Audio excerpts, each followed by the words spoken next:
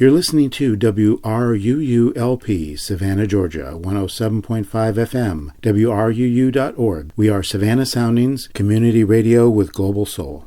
You're listening to music local and sustainable, and I'm your host, Dave Lake. Tonight, we are talking with Jon Waits.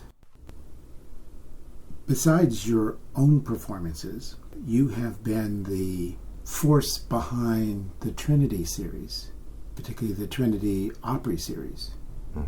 Which has been a wonderful combination of local artists, regional artists, and a few national artists who have come through. How I'm interested to see what your conception of it was and what you had in mind it being. So initially, we got to give credit where credit is 100% due, and that is Jared Hall. And he's the one that actually came up with the whole thing. Him and talking with Colleen Heine of the Accomplices. They came up with the idea of doing a Thursday night Opry. To my understanding, that was just going to be a one-off kind of deal. Jared's idea, Jared Hall of Velvet Caravan and a variety of other things around Savannah. Sometimes I bemoan my schedule. I don't know how he keeps up with his. It's insane. So I was hired to actually photograph that first Opry. And Jared and I got to talking, and Jared had sort of a bigger idea. He had greater aspirations for what he wanted it to be. And his idea was more to be in line with somewhere down the line it being sort of like a Austin City Limits type thing in getting sponsorship and getting promoted and getting it on the air and et cetera, and it being a regular thing. And the people whose visions I believe in, I want to get behind them 100%. I think the older I get, or as we discussed earlier, maybe the more mature I get, the more I realize the benefit in the behind the scenes stuff. I don't need to have my face plastered all over the place. I don't need to have my name all over everything. I mean, I very much appreciate coming and sitting and speaking with you about the music and all the other doings, going-ons. But it is one of those things where I'm involved in so many different things that, like, at this point, it's not about ego. It's about, let's see what the greatest production, let's see about the best, most interesting creative projects we can come up with and put them on stage and see if it works. So Jared and I sort of started fine-tuning the Thursday Night Opry into something. Trinity Sanctuary Concerts, which if you haven't liked us on Facebook, please like Trinity Sanctuary Concerts. If you, there's a whole bunch of plugs I can give, but I'll just throw that one out there right now. If you really get down to it, the concert series is a larger thing because it is independent of Trinity United Methodist Church. It's its own separate entity. We are able to put on some things that you might not expect. Jared Hall has played with and befriended and has some really cool national music connections. We've been able to take advantage of that to some degree. And that's where some of the bigger artists that have come through basically because Jared has either been a session player on one of their albums or just knows them from his time in Austin or where have you. The Thursday Night Opry, at one point, we were basically just putting them out there randomly, like whenever we could come up with a good bill. But then we had to sit down and a talk, and we figured, here's the thing, we want not only the performers to feel like they have a good audience, and that's a big room. When you're standing on that stage, again with the air quotes, that's a big room to fill. I've only seen it packed a couple of times, and I've played on that stage twice. So our average audience for Thursday Night Opry's is about 100, somewhere around there. So we not only wanted performers to feel like they were actually getting good solid audience in front of them, but we also wanted the audience not to burn them out, not to burn out Savannah on, oh, here comes see another thing, come see another thing, come see another thing. It's sort of like Waits & Co. We only play the Jinx once, twice, maybe at the most 3 times a year, because I consider that to be Savannah's best live music club, bar. You keep things special by not just doing it over and over and over and over again. And so that's my mentality when it comes to Thursday Night Opry as well. So now we've got it down to a quarterly system where most of the time we're on that system. So you have a spring, you have a fall, you have a winter. This year the schedule's been thrown off a little bit because of Savannah Music Fest and Stopover, and then we've got the last Him and Hurrah. It's hitting a little bit too close to when our next opera would be, so we're going to skip one and wait until, I think it's September. Here's the thing, we've got people reaching out to us at this point because they've heard about what a cool experience it is to come and play. And so we've got folks, I'm not going to say they're knocking down the doors to come do it, but we definitely have gotten some national interest from a variety of different types of acts. And so I think we've kind of gotten the formula right for the Thursday Night Opry, in that we mix it up with some local performers and some touring artists, and I think that keeps it fresh for everybody. And the other thing is you keep the door low, and you don't try and charge people too much money. Yes, you want to make sure the performers make something. Yes, the church needs to get their share for use of such a wonderful, beautiful space.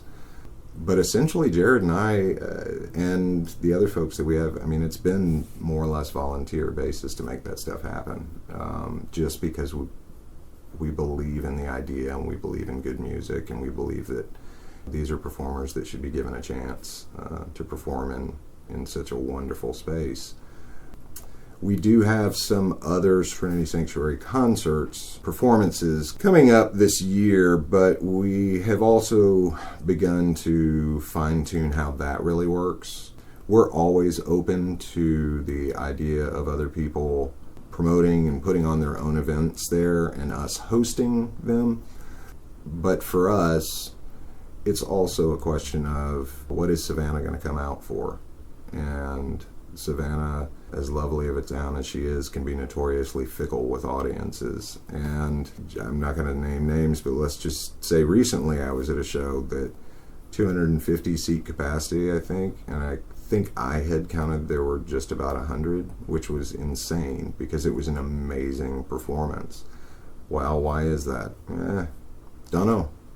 Can't tell you. On the other hand, that same venue has sold out. Yeah, absolutely, and I've seen number of times with things that you'd say, okay, I didn't know as many people had my musical taste.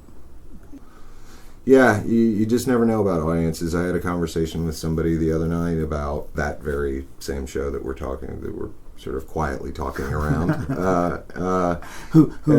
At which you were a photographer, right? And any of at least my Facebook friends will know what we're talking about. but here's the thing: I was talking with somebody who was involved with that, and she said to me, she's like, yeah, I'm booking shows for this one club or whatever, and she goes, I can't even explain it anymore because we'll have some incredible, well-known artist come through and there will be 12 people in the room. And then you have some just odd bird kind of night where all of a sudden the place is packed to the gills and there's no rhyme or reason to why it's working like that. I'm a little confused these days on live music and what it is that people are really looking for. Is it the music, or is it the experience of the night? Is it the atmosphere? What I think that's one of those things that you can probably toy with and play around with and and you're never really going to come up with an answer. But back to the Trinity stuff, Jared, in all of his busyness, I think he's got so much on his plate that I think he would like for me to take some further of the reins. And I'm completely good with that. I'm happy to do it, but we have to have some real serious business meetings and figure out how to take this to the next level if we're going to take it to the next level. In the meantime, Savannah has been a wonderful support of what we're doing over there, and I thank everybody who's come out. I thank those of you who come out and take photos and videos and help spread the word, because it's really a one-of-a-kind experience to see a show in that room. Yeah, it is a wonderful venue, and it's a wonderful listening room. Of which we do not have many in Savannah. That's the thing. The coffee houses try. God bless them. They try to provide that. But again, this sort of takes us back to that fact that in this town, live music is expected, but you're not always going for that specific performer. But it is expected that you will be going somewhere and there will be live music happening. And so with the listening rooms, and I really am not harping on this town about it, but it's just kind of an oddity to me that there's not more of that here. Because I certainly know how many folks in this town enjoy quality writing and song performance. I mean, Savannah Songwriters Series, they do a great job of presenting what they do. And I hope the new venue, the Tybee Post Theater, will be a good run for them. I've been fortunate enough to play, I think, twice on one of their nights, and that was always a good experience. What drew me initially to a lot of the performing in Savannah was Marcus introduced me to Zach and Colleen of The Accomplices, and that was sort of my first introduction into the Savannah music scene, and from there it just slowly kind of opened up. And we've got a really great community of musicians here. Most folks are really trying to help each other out and sort of create a better music community at large. There's a little bit of competition here and there, but you talk about musicians got some ego. But for the most part, pretty much everybody just wants to see everybody else succeed. And that's a really unique and kind of cool experience. I have to admit, I do like beer with my bluegrass. So that's the one drawback of the Trinity Concert Series. But that's the only drawback of the Trinity Concert Series, because the room is great, the production values are great. Yeah. And when I walked into the first of the Thursday night Opries I went to, and I saw that central mic, I said, Here we are. Yeah. Yep. Because that's music. That you get a few performers, you huddle around the mic, you work with one another, and you work with the audience. Mm-hmm. To interact with the musicians, to get that sense of camaraderie. That's exactly the word that I was thinking of, camaraderie, in between musicians and audience, and it's just you're there together. And I mean, that's the thing about performing live, period, is that when the audience has got it, whatever it is, and they give it to you when you're performing for them, you just give it right back, and it just ping-pongs back and forth, and it creates a very special environment. And that happens all over the place. That's certainly not just a listening room kind of thing, but it's pretty amazing sometimes when you feel that energy on both sides of the game. Feel like recording a song? I got one for you. So, in the chain of autobiographical songs, this is something that I wrote when I was in the midst of a breakup with the woman who is now about to be my wife. I'm not so sure that she's terribly happy this has become one of my favorites to play, but nonetheless, I think it's a pretty song. It's called Silk and Lace.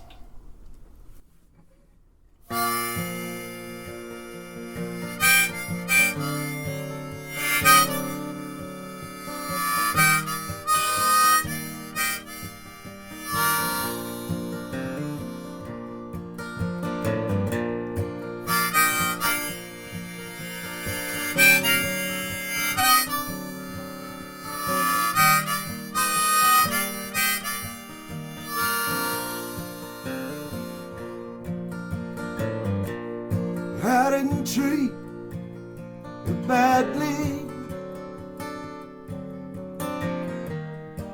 nor was I being unkind. There were some things that you just did not seem to understand. She was bright, she was beautiful, a real woman in her prime. She had a laugh and a beautiful smile. I swore someday she had shown very sunshine.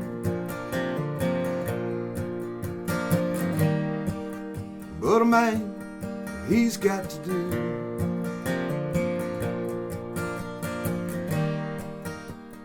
things to find his place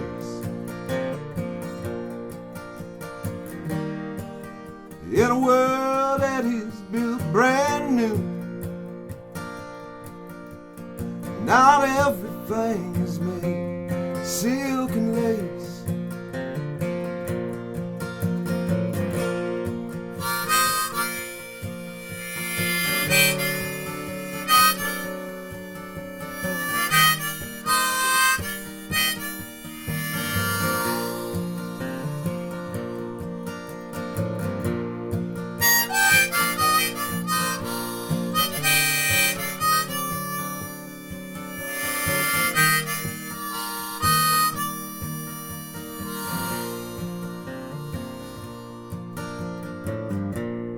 So I bid her fare thee well, but I could see that sorrow down inside. My only wish is that her path would be better, that we'd see each other a little further down the line.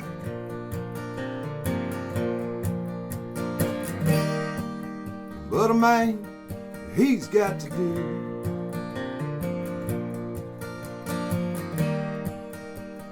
things to find his place in a world that he's built brand new. Not everything is made silk and lace. But a man, he's got to do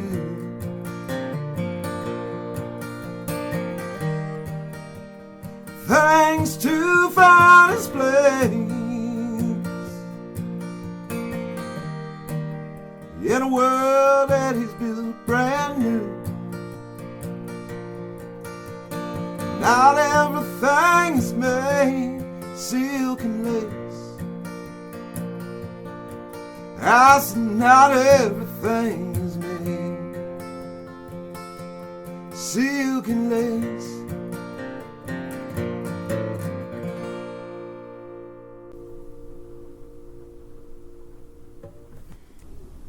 One of my favorite songs is Say a Little Prayer. Mm-hmm. That's a song where the narrator is talking about them being with someone else who's going through a struggle, and it's a struggle that they've gone through. Yep. I mean, I can give you the details on that one to a T. Okay. I wrote that one sitting on the line about the moonlit porch tonight, or sometimes it's hard for me to remember the lyrics unless I'm actually singing them. That was actually written in a men's residence in Statesboro. I was there for about a year getting myself together, and at that point it had sort of started to come to me, and I was beginning to see the light, if you will. There are many, many, many different ways to get clean and sober, and I don't push anybody in any certain direction. The 12 steps were what worked for me. They may not for some other folks. But the men's residence that I was in was affiliated with a hospital, and that opening line, to paraphrase, is there was a young man who came up to me, and he had only been in the hospital portion a couple of weeks, and he was coming off of a lot of substances, and he was crying, and he came up to me and hugged me, and he was just like, I just don't think the doctors can make me better. I don't think it can work. In those kind of circumstances, there are no comforting words. It's not a pat on the back. It's not going to make anything any better. All you can do is keep living your life as an example, and hopefully others who are in situations that you previously have been in are able to see that and take some hope from that. So that was a heavy moment, but that was, perfectly translatable to what wound up being a really pretty little song. I love Marcus's. He does this one little riff on it every time we play it live. It puts goosebumps on me. And you know, it's that thing. It's like when you get the goosebumps, oh, you know that's the good stuff. And even here we are 4 years later, I still get the goosebumps whenever he plays that one little line. So, yeah. And this song also has one of my favorite lines toward the end. Some days you have to do the best you can with what you've got and have a little faith that will be enough. Mm-hmm. I believe it was Teddy Roosevelt who initially said, you have to do the best you can with what you have, where you are, something along those lines. That was the motto that my father repeated over and over and over and over as my sister and I were growing up in our house, was do the best you can with what you got. And then I added, I think, where you're at. And so that has continued to sort of be my lifelong motto. I only discovered that it was Teddy Roosevelt, and it wasn't my dad, who was some genius. You know, like, I think a couple of years ago was when I finally read it, and it was attributed to the correct person. But it is true. I mean, you just do the best you can with what you got, and have faith that you're doing it right. If you're not doing it right, you'll generally know pretty quickly, you know, or others will be quick to point it out to you.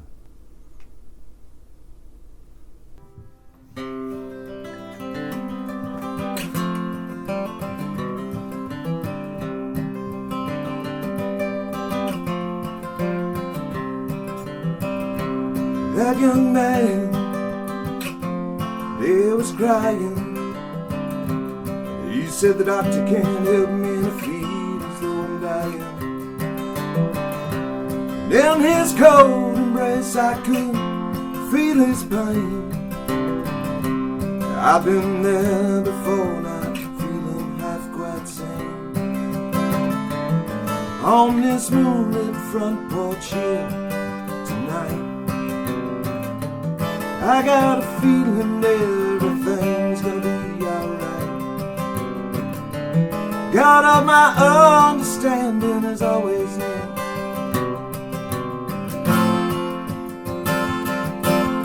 Won't you say a little prayer?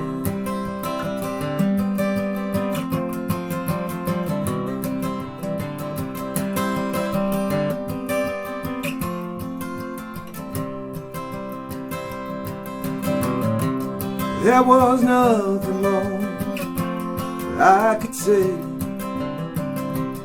Just hope he made it through another day. Some days you just got to do the very best you can with what you got, and have little faith that'll be enough. On this moonlit front porch here tonight, I got a feeling everything's gonna be alright. God of my understanding is always there. Won't you say a little prayer?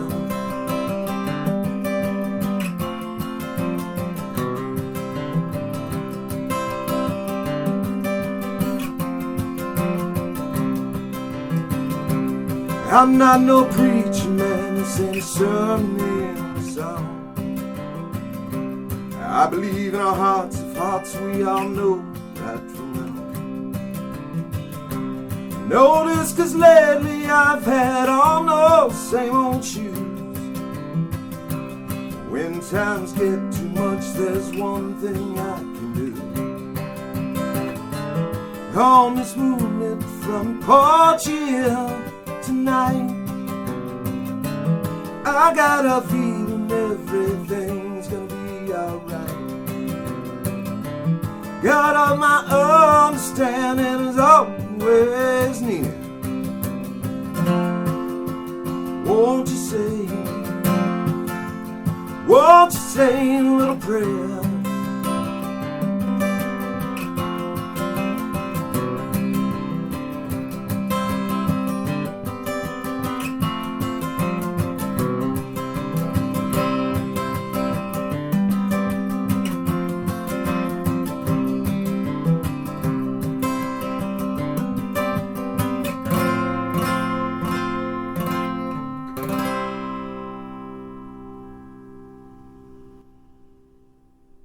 And then there was that. I think I got the lyrics turned around a little bit, but Well, that's live performance. it is the funny. Welcome to live performance. The funny thing is that I know I keep mentioning her, but she obviously is a big part of my life. Anita, on a regular basis, it's funny. She knows all the lyrics to all of those songs because she's heard them so many times, and she'll come out and hear us live, and it's like, I'm pretty good at just making stuff up on the fly if I forget, but she doesn't understand how after all of this time and the fact that I wrote them and that we've played them so many times, how I can forget. But I'm like, here's the thing. There are times when your brain just leaves and you're actually caught thinking about something else, and but it's so rote, should be coming out, and it's not there. And then there's times that, quite frankly, I just forget. Because when you start talking about the Savannah Standard is what, 3 hours, basically, 3-hour gigs. Some of them 4. I generally speaking have tried to keep us away from the 4-hour gigs because I just think at that point it's not fun. You get to the 2-hour mark and you're like, all right, I've only got 1 hour. Oh, no, I'm only halfway there. It just takes the fun out of it. So, but keeping all of that stuff in my head while also trying to engage with people, it's just sometimes it slips. So you throw stuff in there best you can. Most of the time I'm pretty good at it if I miss something, but occasionally she'll bust me on a good one. I'm like, yeah, I know. No, but that's what live performance is. It's the unpredictability sometimes of what's happening. You're the victim, actually, of one of my favorite stories. Well, what's that? And that's because at one time you were at the Tybee Social Club. You broke a string or two and didn't have the replacement. Oh, were you there the night that I kept breaking them? Yeah. Oh, my. I was like searching around for a replacement for at least one of them. And Marcus then did the rest of the set almost, sort of ad-libbing. Yeah. Because I'm sure he didn't bring things prepared. But I broke 4 strings that night, and it was just something to do with the humidity and it gets kind of swampy out on Tybee, and it just pop, and then we'd play 2 songs, pop, and then finally I ran out of strings. I didn't have any strings left. I mean, it's like you don't come prepared for, I carry around a lot of extra equipment, but you don't come prepared for something like that. And I think finally what I wound up doing was getting one of Marcus's, but we had to dig. As I also recall, I think, because that's when Coy was still playing with us. Yeah, I think Coy was still there. And I think finally Coy calmed me down and was like, just give your freaking guitar to Marcus and have him try and restring it because something's going on here. And I did, and Marcus got it strung up, and it was like, all right, well, there we go. Tonight we've been talking with Jon Waits of Waits & Co. I really appreciated your coming in because I really love this conversation. Well, I've been thrilled to be here, Dave, and again, let me just say thank you for putting the spotlight on some of Savannah's artists and for your enthusiasm in the community at large. We all appreciate it, but let me just be one to speak it to you. Thank you. This has been another edition of Music Local and Sustainable, and I've been your host, Dave Lake. Save this time for another show next week. Well, I know we ain't headed for the Hall of Fame. Gonna give it what we got, man, that ain't no shame. Let me know if you can hear me. Check, check, 1, 2. Let me know if you can hear me. Check, check, 1,